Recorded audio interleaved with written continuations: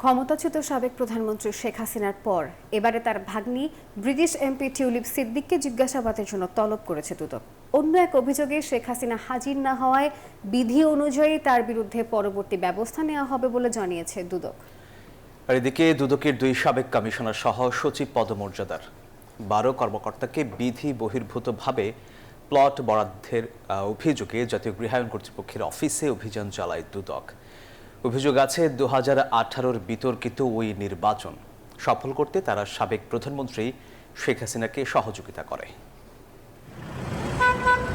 জমি ক্রয় সংক্রান্ত জটিলতায় গুলশান 2-এর 11 নম্বর রোডের ইস্টার্ন হাউজিংয়ের এই ভবনের 36টি ফ্ল্যাট বিক্রি আটকে দিয়েছিল রাজুক। তবে সাবেক প্রধানমন্ত্রী শেখ হাসিনার বোনের মেয়ে ব্রিটিশ এমপি টিউলিপ সিদ্দিক ক্ষমতার অপব্যবহার করে ইস্টার্ন হাউজিংকে ফ্ল্যাটগুলো পাইয়ে দেন।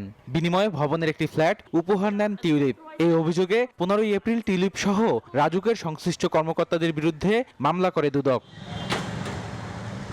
মামলার তদন্তে আগামী 14 মে সংশ্লিষ্টদের তলব করে চিঠি দিয়েছে দুদক। রিজওয়ানা সিদ্দিক ওরফে টিউলিপ সিদ্দিকের নামে বিগত কয়েকদিন আগে একটা মামলা হয়েছে।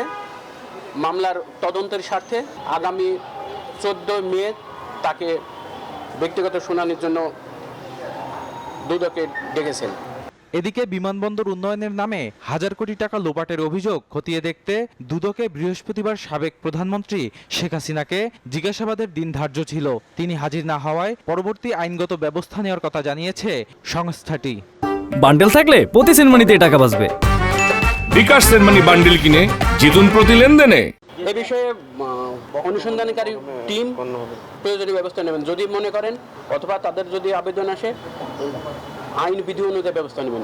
অন্যদিকে শেখ হাসিনার বিশেষ আস্থাভাজন 12 সরকারি কর্মকর্তার নামে 14 তলা ভবন বরাদ্দে অনিয়মের অভিযোগ খতিয়ে দেখতে বৃহস্পতিবার জাতীয় গৃহায়ণ কর্তৃপক্ষের অফিসে অভিযানে যায় দুদক। 12 জন বিশেষ ব্যক্তিকে প্লট বরাদ্দ দেওয়া হয়েছে। তার মধ্যে সরকারি কোটা, জেলা প্রশাসন কোটা এবং সংরক্ষিত কোটা নির্ধারণ করা ছিল। নীতিমালা আছে, আইন আছে, বিধিমালা আছে, সেটা অনুযায়ী আসলে বরাদ্দগুলো হয়েছে কিনা সেই সংক্রান্ত রেকর্ডপত্র ওনারা আমাদেরকে সরবরাহ করেছেন, সেগুলো আমরা অ্যানালিসিস করব।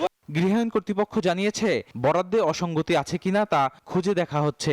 আমাদের এন্ড থেকে যদি দেখি যে প্রসেস মেনটেন করার ক্ষেত্রে কোনো ব্যত্যয় হয়েছে, সেটা তো আমরা যে কোনো সময় সংশোধন করতে পারি। তবে নীতিগত এটা সিদ্ধান্ত যদি উপর থেকে হয় তখন আবার কার্যক্রম নিতে হবে সেই নির্দেশনার প্রেক্ষিতে।